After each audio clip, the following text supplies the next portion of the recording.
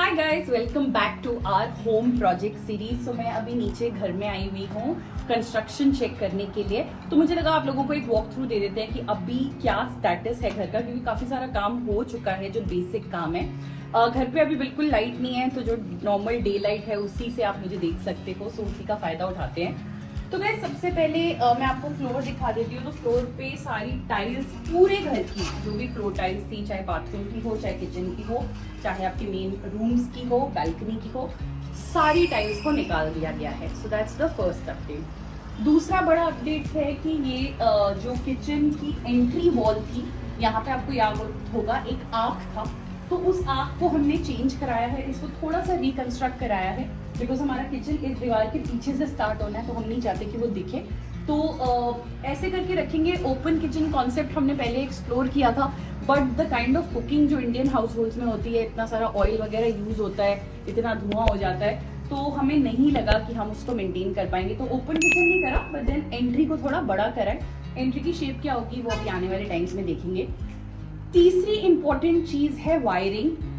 तो घर में जितनी भी वायरिंग है, चाहे वो सीसीटीवी की वायरिंग हो, चाहे इंटरनेट की वायरिंग हो, चाहे आपके एसीज की वायरिंग हो, चाहे स्विचेस की वायरिंग हो, ये 4 मेन वायरिंग होती है। ये सारी इलेक्ट्रिकल वायरिंग का काम हो चुका है। आप देख सकते हो यहाँ पे एक एसी लगना है, वहां पे दीवार पे दूसरा एसी लगना है। ये हमारा लिविंग रूम है, और यहाँ पे ना इन्होंने मार्कर्स भी बनाए हुए हैं लाइन से कि इतने एरिया में इनको कोई काम नहीं करना है, बिकॉज यहाँ पे एसी की वायरिंग जाएगी। तो बेसिकली वायरिंग अभी कराना क्यों जरूरी है? काफी लोगों के घर में जब एसी लगता है ना, तो वायर बाहर से निकलती है, जो बहुत खराब लगता है, बट आप उसमें कुछ कर नहीं सकते क्योंकि आप बाद में ये काम करा रहे हो। जब आप अपना घर बनवा रहे होते हो, तो आप ये सारी वायरिंग को ना अंदर छुपा दो और उसके ऊपर फिर काम करवाओ। तो उससे क्या होता है कि सब हिडन हो जाता है, आपको ऐसा लगता है कि एसी तो दिख रहा है, उसकी वायर कहाँ है। So that means it works really really well, और घर बहुत अच्छा लगता है। तो वो सारा काम हो चुका है। हमने बहुत ज्यादा इलेक्ट्रिकल पॉइंट्स को चेंज नहीं कराया था, क्योंकि बिल्डर ने जो इलेक्ट्रिकल पॉइंट्स बनाए हुए हैं वो काफी सफिशिएंट थे। अब मैं आपको ये दिखा देती हूँ कि जो दीवार है, दीवार पे भी एक पनिंग हो चुकी है। बेसिकली इसको पनिंग बोलते हैं, जो एक प्लास्टर चढ़ता है दीवार को पूरा स्मूथ करने के लिए, तो वो हो चुका है। अभी इस पे और काम होना है, और पेंट्स वगैरह हमने अभी डिसाइड नहीं किया है, तो वो आगे होगा। यहाँ पे आपको याद होगा यूपीवीसी हुआ करता था, जो मेरे को बिल्कुल अच्छा नहीं लगता था, तो ये पूरा उखड़ गया है सारे रूम्स का। तो यहाँ पे हम एक नए तरीके का यूपीवीसी लगाएंगे, मोस्ट लाइकली स्लाइडर लगाएंगे, जो अच्छा भी लगता है और ऑपरेट करना भी बहुत आसान होता है। बालकनी में ज़्यादा काम नहीं होने वाला, बालकनी में फ्लोर टाइल लगेगी, यहाँ पे रेलिंग को अब हम पेंट कराएंगे और वॉल्स होगा, और नेट लगाएंगे, जो पिजन नेट है वो बहुत ज़्यादा ज़रूरी है। एंड आपको दिखा देती हूँ किचन, फटाफट ध्यान से चलना पड़ेगा क्योंकि बहुत सारा तोड़ फोड़ है। तो बस किचन में भी सेम चीज़ है, वायरिंग हो गई, सारा जो पानी का कनेक्शन था वो सारा चेक हो चुका है, और यहाँ पे भी फ्लोर टाइल्स निकल चुकी हैं। थोड़ी बहुत दीवार की कंस्ट्रक्शन होनी थी, वो हो गई है। जो किचन है वो हमारा मॉड्यूलर किचन बन रहा है, जो उसकी साइजिंग और डिजाइनिंग है वो सब हो चुकी है, और वो फैक्ट्री में बनेगा। तो जिनके साथ हम काम कर रहे हैं, उनकी फैक्ट्री में वो बन के आएगा लास्ट में। So we are very very excited about that. उस पर बहुत मेहनत की गई है। एंड अभी के घर में हमारा फ्रिज बाहर है, बट यहाँ पे काफ़ी अच्छी जगह है फ्रिज को अंदर ही करने की, तो हम वो भी अंदर कर देंगे। और जो हम आरओ लगवा रहे हैं गाइज, वो भी बड़ा इंटरेस्टिंग है।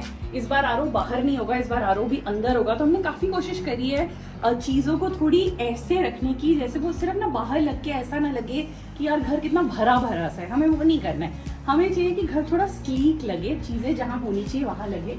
लॉबी की बात करती हूँ, आपको याद होगा लॉबी पे यहाँ पे पूरा एक ब्राउन कलर का लॉफ्ट बना हुआ था, जो लॉबी को बहुत हेवी कर रहा था, डार्क कर रहा था। सारा लॉफ्ट हमने हटा दिया है। अब हम बिल्कुल पीछे एक छोटा सा लॉफ्ट बनवाएंगे, जो थोड़ी बहुत मतलब स्टोरेज की चीजें होती है ना, वो वहाँ जाने के लिए, क्योंकि एक लॉफ्ट मुझे लगता है घर में होना जरूरी होता है। ये बाथरूम है, मैं अंदर जाती हूँ। ये बाथरूम है गाइज, यहाँ पे भी पूरी वॉल टाइल्स हट गई, फ्लोर टाइल्स हट गई, यहाँ पे सिस्टम लग चुका है, और जो बाथरूम की एक्सेसरीज हैं वो भी हमने मोर और लेस फाइनल कर ली हैं। तो उनको भी बस जैसे ही आएगा मैं आपसे वो भी शेयर करूंगी। और ये हमारा एक बेडरूम है। इस बेडरूम में आप देख सकते हो, फॉल सीलिंग के बारे में तो मैंने आपको बताया नहीं। तो पूरे घर में हमने ये वाली तरीके की फॉल सीलिंग कराई है। 2 तरीके की फॉल सीलिंग होती है, एक होती है इसमें आप ये सेंटर खाली छोड़ते हो, और एक होता है आप पूरा ही एक सरफेस लेते हो। थोड़ी वॉल 6 इंच के करीब हमारी नीचे हुई है। हमें पूरा वाला नहीं लेना था, क्योंकि हमें थोड़ी हाइट अच्छी लगती है रूम्स में।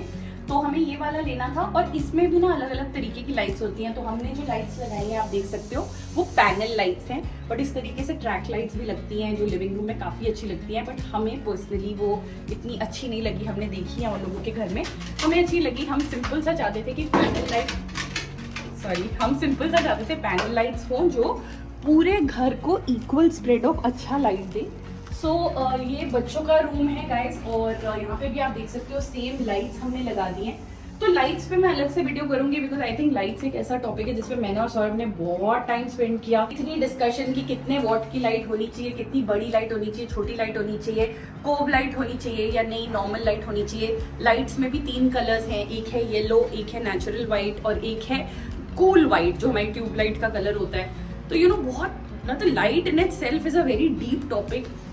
तो हमने पहले क्या किया, हमने उस रूम की लाइट्स लगवाई और वहां पे हमने चेक किया कि हमें किस में सेटिस्फैक्शन मिल रही है। एक रूम से स्टार्ट किया, क्योंकि एक रूम में अगर थोड़ी बहुत गड़बड़ हो भी जाए तो आप उसे मैनेज कर सकते हो, बट पूरे घर में आपने एक ही बार में लगा ली और गड़बड़ हो गई तो आपका एक्सपेंस भी ज्यादा होगा और रीवर्क भी ज्यादा होगा। वहां जब हमें सेटिस्फैक्शन हुई उसके बाद हमने बच्चों का रूम कराया। अब बच्चों के रूम में हमने वहां से थोड़ी सी ज्यादा लाइट्स ली हैं, बिकॉज यहाँ पे बच्चों को पढ़ना भी होता है, यहाँ बच्चे ज्यादा टाइम भी स्पेंड करेंगे, तो बच्चों को ना ब्राइटनेस पसंद आती है, डार्कनेस पसंद नहीं आती। तो यहाँ हमने थोड़ा ज्यादा वैसा इफेक्ट लिया एंड इसी बेसिस पे बाकी के घर की भी लाइटिंग होगी। एंड यहाँ आ जाइए तो ये हमारा मास्टर बेडरूम है। आपको याद होगा यहाँ पे बहुत ही गंदा सा रेड कलर होता था, और सडनली ये वॉल की जो पनिंग हुई है उसके बाद वैसे भी घर बड़ा लगने लगता है। हमारी पर्सनल लाइकिंग भी थोड़ी लाइट शेड्स की तरफ है, हमें वो अच्छा लगता है। तो और यहाँ पे आप देख सकते हो कितनी अच्छी सनलाइट ऑलरेडी आ रही है, जबकि अभी ऑलरेडी 12 बज चुके हैं। बहुत अच्छी लाइट आ रही है विदाउट एनी लाइट्स ऑल्सो। तो मुझे घर लेते टाइम भी मेरा ये पर्सनल प्रेफरेंस था कि हमारा जो घर है वो ऐसा होना चाहिए जहाँ पे धूप आए, बिकॉज मुझे लगता है लाइट से घर में बहुत पॉजिटिविटी आती है और धूप से घर के बहुत सारी जो negative bacterias, viruses, germs, thoughts, वो सब एलिमिनेट हो जाता है। तो काफ़ी सारा काम गाइस हो चुका है। जितनी भी चीज़ें मॉड्यूलर यूनिट के पर्सपेक्टिव से बननी है वो सब बननी स्टार्ट हो चुकी हैं। टाइल्स जैसे मैंने आपको बताया हम ऑर्डर कर चुके हैं, लाइट्स हम लेके आ चुके हैं, बाथरूम एक्सेसरीज हम काफ़ी हद तक फाइनल कर चुके हैं। So lot of work has already gone in and थोड़ा बहुत और बचा है। सो इस सीरीज में हमारे साथ बने रहिएगा, आपसे बहुत जल्दी और इन्फॉर्मेटिव वीडियोस शेयर करेंगे। Thank you so much for watching. Channel को सब्सक्राइब कर लीजिए, बेल आइकन को हिट कर लीजिए ताकि किसी भी वीडियो का नोटिफिकेशन आप मिस ना करें। And this is project home.